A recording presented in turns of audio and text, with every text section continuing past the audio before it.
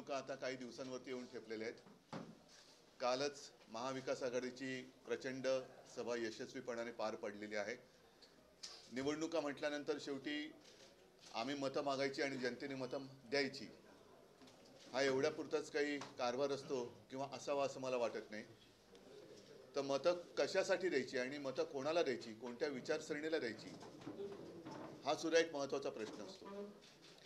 काल राहुलजी आले होते, खरगे साहेब होते, पवार साहेब होते, मी स्वतः होतो आणि त्या मीटिंगमध्ये महाविकास आघाडीचं सरकार आल्यानंतर आम्ही महाराष्ट्रासाठी काय काय करणार ह्यातले 5 मुद्दे काल प्रकाशित केले। त्याला पंचसूत्री असं नाव दिलं। विस्ताराने किंवा सविस्तर जाहीरनामा महाविकास आघाडीचा येत्या काही दिवसात जाहीर होईल। काल मला त्यांनी विनंती केली होती की येत्या मला वाटतं 10 तारखेला ते करायचं ठरवलंय, पण आजपासून मी महाराष्ट्रामध्ये फिरतो आहे, तसं 1-2 दिवसापासून सुरुवात केली आणि कदाचित मी त्या तारखेला मुंबईत नसेन। मुंबईत असलो तर नक्कीच त्या प्रेस कॉन्फरन्सला असेल, पण मुंबईत नसलो तर लगेच महाविकास आघाडीमध्ये काहीतरी गडबड आहे असं कृपा करून कोणी काही गैरसमज करून घेऊ नये। आज मी आपल्याला बोलवलंय ते एवढ्यासाठी की आजपर्यंत प्रत्येक निवडणुकीत, मग ती महापालिका असेल, महानगरपालिका असेल, विधानसभा असेल, लोकसभा असेल, आम्ही बरीच वर्ष युतीमध्ये होतो। त्याच्यानंतर गेल्या 5-1 वर्षापासून महाविकास आघाडीमध्ये आहोत। प्रत्येक निवडणुकीमध्ये युतीचा असेल किंवा महाविकास आघाडीचा असेल हा जाहीरनामा प्रकाशित होत असतो, पण शिवसेना हा पक्ष आघाडीमध्ये सामील जरी असला तरी शिवसेनेचं एक वेगळी वचनबद्धता आहे। मी मुद्दामून आठवण करू देऊ इच्छितो की अगदी कदाचित 2012ची महापालिका निवडणूक असेल, युतीचा जाहीरनामा प्रकाशित झाला होता, परंतु शिवसेनेच्या वचननाम्यात मुंबईसाठी सागरी महामार्गाचं वचन दिलं गेलं होतं आणि मला अभिमान आहे की ते वचन आम्ही पूर्ण करून दाखवलं। 2017 साली मुंबई महापालिकेमध्येच आपण मुंबईकरांना ज्यांची मालमत्ता 500 स्क्वेअर फुटाची आहे त्या 500 स्क्वेअर फुटापर्यंतच्या सगळ्या घरांना मालमत्ता कर रद्द करू असं एक वचन दिलं होतं, ते आम्ही पूर्ण करून दाखवलं। त्याच्यानंतर 2019ला विधानसभेला सामोरं जाताना युतीचा एक जाहीरनामा होता, कारण तेव्हा आम्ही युतीमध्ये होतो, पण 10 रुपयामध्ये गरिबांना आम्ही जेवण देऊ हे एक वचन दिलं होतं। ते मी महाविकास आघाडीमध्ये सुद्धा शिवभोजन सुरू करून दिलं होतं। थोडक्यात काय की साहजिकच आहे की महाविकास आघाडीचा जाहीरनामा त्याच्याबरोबर आम्ही पूर्णपणाने सहमत आहोतच, पण शिवसेना म्हणून मला असं वाटतं की आमचं सुद्धा एक काही कर्तव्य आहे की काही गोष्टी बारीक सारीक असतात, त्या ढोबळमानाने मांडता येत नाहीत। मग आपण त्यातलं वेगळेपण काय आहे हे हेरून एक महाविकास आघाडी आणि शिवसेना या माध्यमातून ती वचनं सरकार आल्यानंतर पूर्ण करावी। आता आजचा हा जो मी वचननामा आहे तो आपल्या सगळ्यांच्या साक्षीने महाराष्ट्राच्या जनतेसमोर सादर करत आहे। हा वचननामा 2 स्वरूपात असेल। एक तर ज्याला आपण टॉकिंग पॉईंट्स म्हणतो की पटकन काय बोलायचं तर तो खिशात मावेल, आणि त्यातले जसं काल पंचसूत्री होत्या तसं शिवसेनेची काही वचनं आहेत, त्याच्यामध्ये त्या 5 पंचसूत्रीचा सुद्धा अंतर्भाव आहेच। त्याच्यापेक्षा फार काही वेगळ्या अशातला भाग नाही, पण थोड्याफार ज्या काही वेगळ्या गोष्टी आम्हाला जाणवल्या किंवा भासल्या की त्याच्यात यायला पाहिजेत, आणि महाविकास आघाडीच्या सर्व घटक पक्षांना तेही मान्य आहे की नाही ह्या ठीक आहे, ह्या गोष्टी करायला पाहिजेत। सविस्तर वचननामा घेऊन फिरणं थोडंसं अवघड होतं, कार्यकर्त्यांना सुद्धा थोडं अवघड होतं, वक्त्यांना सुद्धा होतं, म्हणून खिशात मावेल अशी 5 किंवा 10 ही वचनं आम्ही आपल्या माध्यमातून जनतेच्या चरणी सादर करत आहोत। त्याच्यानंतर त्याच्यावरती एक QR कोड दिलेला आहे, तो QR कोड स्कॅन केल्यानंतर शिवसेनेचा जो काही वचननामा आहे तो आपल्याला पूर्णपणाने वाचता येईल, आणि येत्या काही काळात 1-2 दिवसातच महाविकास आघाडीचा सुद्धा जाहीरनामा येतोय। तो सुद्धा मी म्हणेन शिवसेना, राष्ट्रवादी काँग्रेस आणि सर्व आमचे मित्रपक्ष यांचा एक एकत्रित जाहीरनामा आहे। त्याच्यामुळे त्याच्यापासून आम्ही काही वेगळं करतोय किंवा ते आम्हाला मान्य आहे का, हे आम्हाला मान्य नाही का, स्वतंत्र अस्तित्व दाखवतात का, असं काही एक ह्याच्यामध्ये प्रकार नाही। काही गोष्टी ज्या जसं काल मी एक मांडला विषय की मुंबईतले आणि आपल्या महाराष्ट्राचे कोळीवाडे आणि गावठाणं मग ही सर्व म्हणजे अगदी त्याच्यामध्ये कोळी बांधव आले, काही गावठणं आली, ख्रिस्ती समाजाला सगळे आले. यांच्याकडे आता या सरकारची वक्र नजर गेलेली आहे. या कोळीवाड्यांचा क्लस्टर विकास किंवा क्लस्टर डेव्हलपमेंट करण्याचा त्यांनी घाट घातलेला आहे. क्लस्टर म्हणजे काय की सगळे एकत्रित करायचं, त्यांना टॉवर बांधून द्यायचे आणि बाकीची जमीन ही त्यांच्या मित्राला, आता कोण मित्र, एकच मित्र आहे तो हे करू शकतो, त्याच्या घशात घालायची.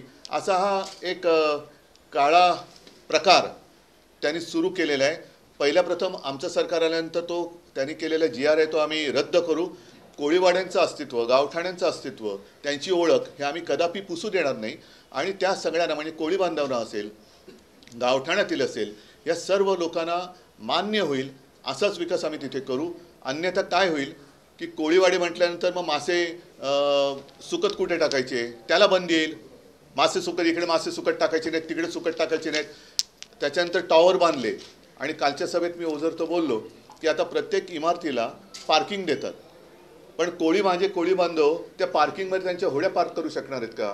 की तिसऱ्या मजल्यावरची होडी आहे ती काढायची आणि मग समुद्रात न्यायची? तर असं अजिबात होऊ देणार नाही. कोळीवाड्यांचा जो एक प्रशस्तपणा आहे, माझ्या कोळी बांधवांना मासेमारीसाठी लागणारी जी जागा आहे ती ठेवूनच, जसं सीमांकन हे आम्ही सुरू केलं होतं त्यांचं, ते अजूनही पूर्ण नाही झालेलं. अशा अनेक गोष्टी आहेत.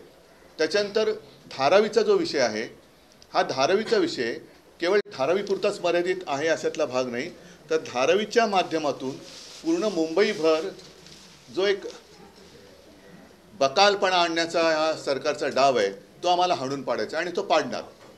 कारण धारावीमध्ये 4, 4.5, 5 लाख जर वस्ती असेल तर त्यातली अर्धी अधिक ही अपात्र ठरवून मुंबईत इतरत्र फेकून द्यायची. मग ती कुठे मिठागरात असेल, दहिसरला असेल, मुरुडला असेल, आता तिथलीही लोक उभी राहिलेत. मग एक तर धारावीकरांना धारावी सोडायची नाही आहे आणि बाकीच्यांना सुद्धा त्यांना कळते की इकडे संपूर्ण नागरी सुविधांवरती ताण पडणार आहे. जर का आत्ताच्या निविदेप्रमाणे किंवा निविदा बाह्य सवलतींप्रमाणे धारावीचा विकास करण्याचं ठरवलं तर मुंबईकरांवरती, मुंबईच्या नागरी सुविधांवरती असह्य भार पडेल. जर कॅल्क्युलेशन नीट केलं, आपल्यापैकी कोणी करू शकत असेल तर मला कृपया मदत करा, पण जेवढी जमीन म्हणजे 1000 एकर जमीन ही आजच अदानीला दिलेली आहे आणि त्याचे तसे आदेश निघालेले आहेत. म्हणून मी काल जो एक उल्लेख केला की संविधान बचाव हे लोकसभा हरल्यानंतर त्यांनी महाराष्ट्रामध्ये जाहीर केलं की हे फेक नॅरेटिव्ह होतं. मग हे सरकारचे आदेश हे फेक नॅरेटिव्ह आहेत का? अर्थात आमचं सरकार आल्यानंतर आम्ही ते फेकणारच आहोत, ते काही जागेवर ठेवणार नाही. पण हा सगळा विषय लक्षात घेऊन आम्हाला असं वाटलं की आमच्या परीने काही विषय हे आपण त्याच्याकडे लक्ष देण्याची गरज आहे आणि त्यानुसार आम्ही हा वचननामा आपल्या सगळ्यांच्या साक्षीने प्रकाशित करत आहोत, जनतेच्या चरणी सादर करत आहोत. त्याच्यामध्ये अनेक वचनं जी आहेत ती महाविकास आघाडीच्या जाहीरनाम्यातली जरूर आहेत आणि शेवटी आमची आघाडी आहे. काही मोजकी करायची असतील वचनं अशी आहेत, जसं मुंबई आणि महाराष्ट्राचं गृहनिर्माण धोरण आम्ही ठरवणार आहोत. मुंबईप्रमाणेच महाराष्ट्रातील प्रमुख शहरांमध्ये जसं मुंबईमध्ये झोपडपट्ट्या तशा काही शहरांमध्ये आहेत, तर तिथेसुद्धा आम्ही विकास करणार आहोत. तिथल्या स्थानिक शासनाच्या माध्यमातून अशा अनेक गोष्टी आहेत. मुंबईतलं पडवलेलं वित्तीय केंद्र हे नव्याने आम्ही धारावीमध्ये उभारू. धारावीमध्ये म्हणजे धारावीकरांना जिथल्या तिथे त्यांच्या उद्योगासह घर तर देऊच, पण मुंबई आणि महाराष्ट्रातील भूमिपुत्रांसाठी नोकरी कुठे? कारण मधल्या काळामध्ये आदित्य जे बोलला होता की आमच्या 3 प्रायोरिटी काय असतील, तर रोजगार म्हणजे नोकरी नोकरी नोकरी, बेकारी तर हटवली पाहिजे.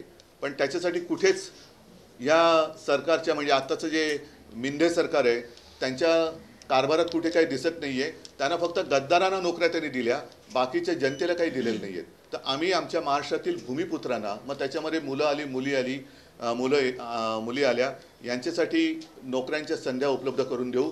आणखीन एक महत्त्वाचा विषय, कारण बोलायला गेलं तर खूप आहे, आणखीन एक विषय, आपल्या राज्यामध्ये जसं मुलींना शिक्षण मोफत दिलं जाते, आनंदाची गोष्ट आहे, पण मुलींप्रमाणे मुलांना देखील आम्ही मोफत शिक्षण देणार हे सुद्धा आम्ही वचन त्याच्यामध्ये दिलेलं आहे.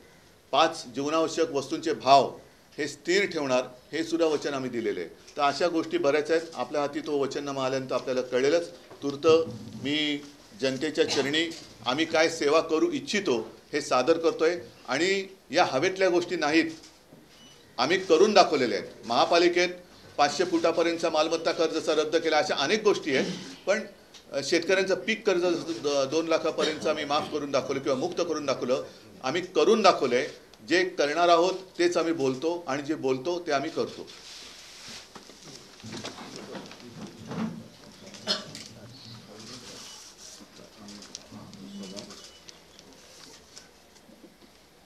बाकीचं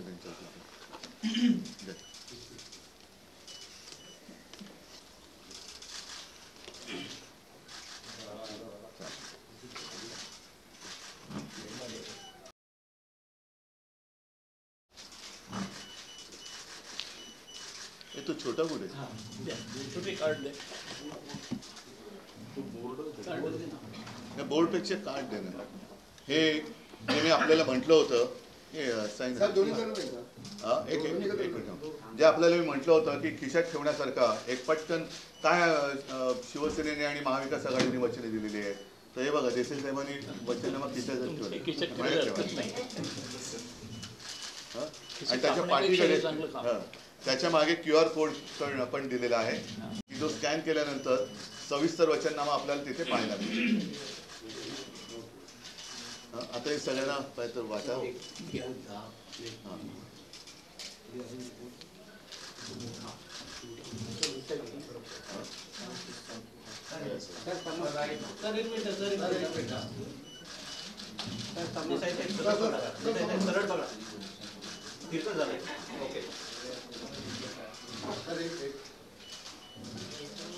ठीक आहे। आता एक बटन लावा। ठीक आहे, आता काही मोजक्या प्रश्नांना मी उत्तर देतो, कारण मला परत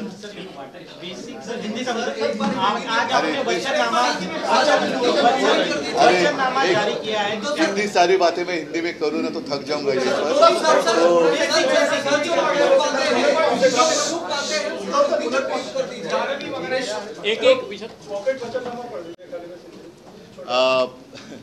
अब सारी बातें हिंदी में कहना मुश्किल है, कोशिश करता हूँ। कुछ गलती हो तो आप सुधार लेना। अभी मैंने आपके सामने शिवसेना की ओर से महाविकास आघाड़ी सरकार आने के बाद हम क्या करने जाने वाले हैं, जनता की सेवा कैसी हम करने वाले हैं, वो हम तो वचननामा कहते हैं। तो वचननामा हमने जनता के सामने रखा है। साथ ही साथ एक छोटा पॉकेट वचननामा हमने एक शायद नहीं होगी या नहीं होगी बात हमने करने की कोशिश की है कि जो लोग हमारे गांव-गांव में जाते हैं, प्रचार करते हैं, उनको आसानी से पता चले कि अरे हमने क्या वचन दिया है। तो एक जैसे मैंने मेरी जेब में रखा है वैसा ही एक वचननामा हमने दिया है, जिसके पीछे हमने एक QR कोड दिया है। वो अगर आप स्कैन करेंगे तो आपको पूरा जो हमारा वचननामा है आप उसमें पढ़ सकते हैं। इसमें जो जानकारी हमने दी है, ये तो बात सही है कि बहुत सारी चीज़ें महाविकास आघाड़ी का जो मैनिफेस्टो है उसमें जो आई है वही हमने दी है, लेकिन साथ ही साथ कुछ अलग बातें जिसके ऊपर हमें ऐसे लगा कि ध्यान देने की आवश्यकता है वो भी हमने इसमें डाली है। और जैसे मैंने कहा कि जो भी हम कहते हैं वो करते हैं। आपको अगर याद दिला दूं कि पिछले सभी चुनाव में हम चाहे युति में थे या महाविकास आघाड़ी में, हमने हमारा वचननामा जनता के चरण में सादर किया था। और सिर्फ कोशिश ही नहीं, मैं तो मानता हूँ 90% से ज़्यादा हमने वादे निभाए हैं। जैसे 2012 में मुंबई कोस्टल रोड की बात मुंबई म्यूनसिपालिटी की कॉरपोरेशन के दरमियान हमने की थी। हमें अभिमान है कि वो हम पूरा कर सके। 500 स्क्वायर फीट तक प्रॉपर्टी टैक्स माफ़ करने की बात हमने की थी, वो भी हमने पूरी कर दी। 2019 में हमने कहा था कि जो हमारे गरीब जनता है उनको 10 रुपये में हम भोजन की व्यवस्था करेंगे, शिव भोजन के माध्यम से, वो भी हमने पूरी की है। ऐसे कई सारे वादे जो हमने किए थे वो हमने निभाए हैं, और आज भी हम कुछ वादे करने जा रहे हैं और किए हैं, वो ज़रूर जनता के आशीर्वाद मिलने के बाद हम पूरे करेंगे, ये मैं वचन देता हूँ। सर सिर्फ एक सवाल है कि आजकल चलन पल पड़ा है कि रेवड़ी बांटने का। पहले उन्होंने लाडली बहना पे आपने 1500 हर महीने देने की बात की, आप लोगों ने आपत्ति उठाई कि पैसे कहाँ से आएंगे। अब आप लोग की तरफ से 3000 देने की बात आ रही है, 4000। नहीं, हमने उसका अभ्यास किया, अभ्यास किया उसका, और कहाँ से लाएंगे अभी भी मैं कह सकता हूँ, लेकिन अगर मैं कहूँ तो वो भी ये भी बात चुराएंगे, जैसे मेरी पार्टी चुराई है, सिंबल चुराया। और यहाँ तक सीमित नहीं रहा, मैंने जब शुरुआत की कि 5 जीवनावश्यक जो भी चीज़ें हैं उसके गेहूँ, चावल, शक्कर, दाल, तेल दाम तो बढ़ते जा रहे हैं, तो हम उसको आने वाले 5 साल स्थिर रखेंगे। तो वो भी चीज़ उन्होंने चुराई, तो वो भी बात चुराई। उनको चोरी के अलावा कुछ आता ही नहीं है, और इसलिए ज़्यादा बातें मैं कहूँगा नहीं, लेकिन काफ़ी सारे हमने चीज़ें देखी है जहाँ अगर हम इन्होंने जो पैसा खाया है और खाने की संभावना अगर इनकी सरकार आएगी तो रहती है, तो हम अगर वो बंद करेंगे तो ये सारी चीज़ें हो सकती है। उद्धव जी, एक सवाल ये है, कल यूपी के मुख्यमंत्री महाराष्ट्र में थे, कैंपेन कर रहे थे और लगातार कैंपेन का दौर शुरू हुआ है। एक है तो सेफ है, बटेंगे तो कटेंगे जैसी बातें कही, वो बीजेपी के लिए जरूर कह रहे हैं, क्योंकि बीजेपी की नैया अब डूबने जा रही है। तो वो बीजेपी के लोगों को कह रहे हैं कि एक है तो सेफ है, नहीं तो पूरा साफ है। तो बीजेपी अब साफ होने जा रही है, बीजेपी अब साफ होने जा रही है, और इसलिए वो बीजेपी बचाने की कोशिश कर रहे हैं। एक है तो सेफ है, तो बीजेपी सेफ है, लेकिन हमारी सरकार आने के बाद तो साफ होने वाली है। बजरंगबली को तो जो करते हैं उनको भी, जो बजरंगबली को अपोज करते हैं उनको भी बोला कि आप यहाँ से चले जाइए, नहीं छोड़ो, उनकी सोच की पहुंच कहाँ तक है वो दिखाई दी गई है, और उनको तो सिर्फ आपस में लड़ाई झगड़ा लगाकर ही राज करना है। हमें वैसी बात नहीं करनी है, और इसलिए हमने कहा कि उनका हिंदुत्व और हमारा हिंदुत्व अलग है। हमारा हिंदुत्व दिल में राम और हाथ में काम, हाथ को काम देने वाला हमारा हिंदुत्व है। उनको तो हाथ में वो पत्थर दे रहे, तो वो एक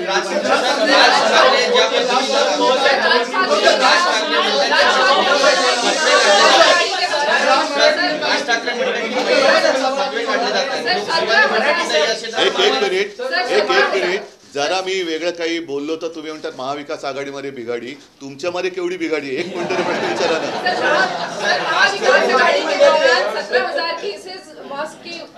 17,000 लोगों के ऊपर केसेस फाइल हुए हैं। राज ठाकरे ने दावा किया है रैली में कि 17,000 उनके लोगों पे जिन्होंने मॉस्क के ऊपर लाउड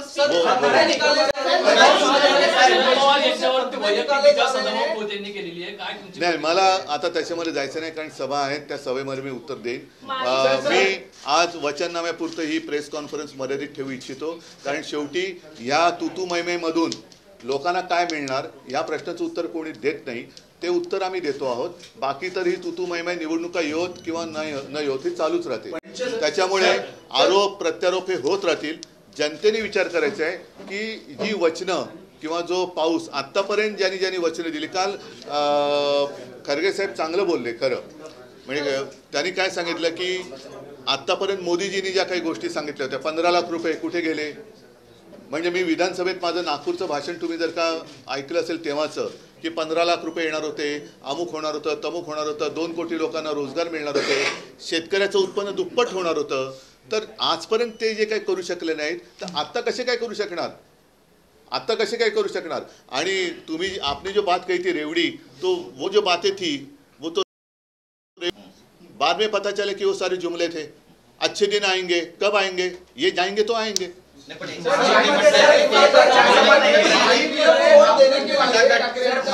रोड शो नाही आहे किंवा सभा नाही आहे,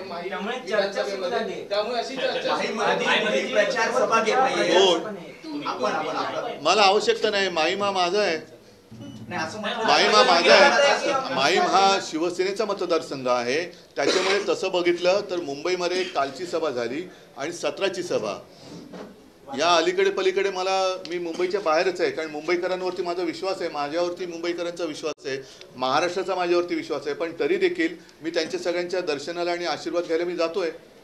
तर असं काही नाही की एके ठिकाणी गेलो आणि एके ठिकाणी नाही गेलो म्हणजे मी लक्ष देतो आणि दुर्लक्ष करतोय। आता वेळच अशी आहे की दिवसाला 4-4 सभा घेतल्या, 5-5 सभा घेतल्या तरी सगळे मतदारसंघ मी पूर्ण करू शकत नाहीये, आणि मधला प्रवासाचा काळ जर का पाहिला तर आणि पुन्हा दिवसाच्या उन्हाच्या वेळा तर 4 सभेच्या वरती जास्त सभा होतील असं मला वाटत नाही. शिवाजी पार्क मध्ये शेवटची सभा होत होती, पण आता शिवाजी पार्कला एक आहे की तारीख येते 17 नोव्हेंबर. आम्ही परवानगी मागितलेली आहे. ह्याचं कारण एक तर निवडणुकीचा शेवटची ती संध्याकाळ आहे. दुसरा अत्यंत महत्त्वाचा विषय म्हणजे 17 नोव्हेंबर हा शिवसेना प्रमुखांचा एक स्मरण दिन असतो. त्या दिवशी लाखो शिवसैनिक तिथे येत असतात आणि ते याही वर्षी येणार. याही वर्षी लाखो शिवसैनिक तिकडे येणार. त्याच्यामुळे आम्ही निवडणूक आयोगाला सांगतो आहोत, पोलिसांना सांगतो आहोत की तिथे केवळ तुमच्या आडमुठेपणामुळे संघर्ष होऊ देऊ नका. सगळे शिवसैनिक तिकडे येणारच आहेत, तुम्ही त्यांना अडूच शकत नाही. त्याला काही निवडणूक आचारसंहिता लागू शकत नाही, कोणी लावू शकत नाही. सर्व शिवसैनिक तिकडे येणार. त्याच्यामुळे कुठेही संघर्षाची ठिणगी पडू द्यायची नसेल. तर आम्ही जी मागणी केलेली आहे की 17 तारखेला शिवाजी पार्क हे शिवसेनेच्या सभेसाठी मिळावं, हे त्यांनी मान्य करायला पाहिजे.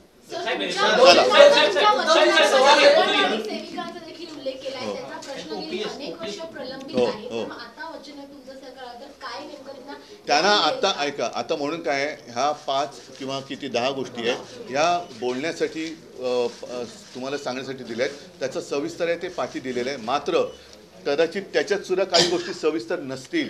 पण आशा आणि अंगणवाडी सेविकांकडे सरकार कोणतेही असो, माझं सरकार असताना मला असं वाटतं मी प्रयत्न केला होता, कारण लॉकडाऊन होता. लॉकडाऊनच्या काळात सुद्धा ह्या सगळ्या भगिनींनी खूप जीवावर उदारून काम केलेलं आहे.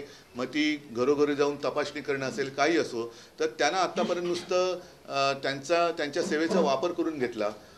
तुम्हाला कल्पना असेल की 14 ते 19 काळात त्यांच्यावरती एक जीवघेणा कायदा पण लावला होता, ज्याला शिवसेनेने विरोध केला म्हणून तो कायदा मागे घेतला गेला. तर आता पहिल्या प्रथम त्यांना आम्ही मानधनामध्ये वाढ करून देऊ. त्यांच्या अनेक गोष्टी आहेत, जसं पाटील साहेब त्यांचं नेतृत्व करतात. मी देखील त्यांनी ज्या ज्या वेळेला गेलेलो आहे त्या त्या वेळेला काही गोष्टी मला सांगितल्या. साहजिकच आहे, सर्व गोष्टी ह्या 4 पानात आणू शकत नाही. तर आता तरी त्याने एक दिलासा, जसं आता सरकारची जाहीर करणार, त्याच्यानंतर आता इथली सरकारी वसाहत जी आहे ती आम्ही निर्णय घेतला होता मंत्रिमंडळाच्या बैठकीत की सरकारी कर्मचाऱ्यांनी जे इथे आहेत माझ्या गव्हर्नमेंट कॉलनीतले लोक, त्यांना तिथेच घरं देऊ. या सरकारने तो निर्णय बदलला. आता आमचं सरकार आलं होती, परत आम्ही बदलू आणि आम्ही त्यावेळेला कोर्टासाठी सुद्धा जागा दिली होती, ती परत देऊ आणि सरकारी कर्मचाऱ्यांना घरे देऊ. योजनांमध्ये फेरबदल करणार का? कारण 3000 तुम्ही जर महिन्याला देणार असाल तर लाखो कोटी रुपयाचं कर्ज राज्य सरकारवर आहे. हो, पण त्या लाखो कोटीमध्ये जो त्यांनी बांध फोडलेला आहे तो कॉन्ट्रॅक्टरसाठी फोडलेला आहे.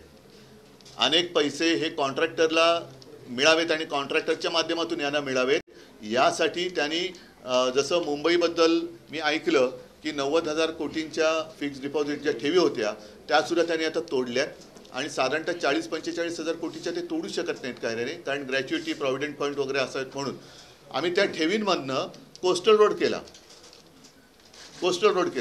पण दुर्दैव असं की आमचं सरकार पाडल्यानंतर मोदीजींची एक सभा झाली आणि त्यांनी सांगितलं बैंकों में पैसा रखकर विकास नहीं होता जी, वो पैसा मेरे मित्रों की जेब में जाना चाहिए. तर तो सगळा पैसा रस्त्याची बेसुमार कामं काढली, मेट्रोची कामं काढली, म्हणजे नियोजन शून्य विकास. तो नियोजन शून्य विकास जरी थांबवला आणि कॉन्ट्रॅक्टर जे आता करतायत घेतलेत त्यांची चौकशी तर आम्ही लावूच. जी कॉन्ट्रॅक्ट काढली गेली आहेत बेसुमार, काही ठिकाणी तर कॉन्ट्रॅक्ट शिवाय पैसे दिले गेलेले आहेत. त्याच्यानंतर मी परत सांगतो की धारावीचा हा प्रकल्प पूर्णपणे मुंबईच्या मुळावरती येणारा प्रकल्प आहे. तो केवळ धारावीपुरता आहे असं समजू नका. मुंबईच्या नागरी सुविधांवरती ओझं टाकणारा, मग ते पाण्याची व्यवस्था असेल, गटर सिस्टीम असेल, सगळं कचऱ्याची असेल, फार भयानक होणार आहे मुंबईची हालत. म्हणजे मुंबई बकाल करण्याचं मी एवढ्यासाठी म्हणतोय कारण धारावीचा विकास करताना मुंबईत इतरत्र जवळपास 1000 एकर जमीन ही अदानीला दिले. मी पुन्हा एकदा सांगतो की जर का त्यांना प्रकल्प बसवायचा असेल आणि त्यांना धारावीकरांना दुसरीकडे न्यायचं असेल तर वांद्रे रेक्लेमेशनची जागा अदानीची ती द्या ना त्यांना, धारावीकरांना देताय का तुम्ही? मग आणि तिकडे जे काय करणार ते मिठा घरात करा. मग मिठा घरामध्ये टॉवर बांधा, का नाही करत? मुंबईचं आहे ना, मिठा घरांमध्ये किंवा इकडे तर तिथे टॉवर बांधा, पण माझ्या धारावीकरांना तिथल्या तिथे ठेवा. ठीक आहे.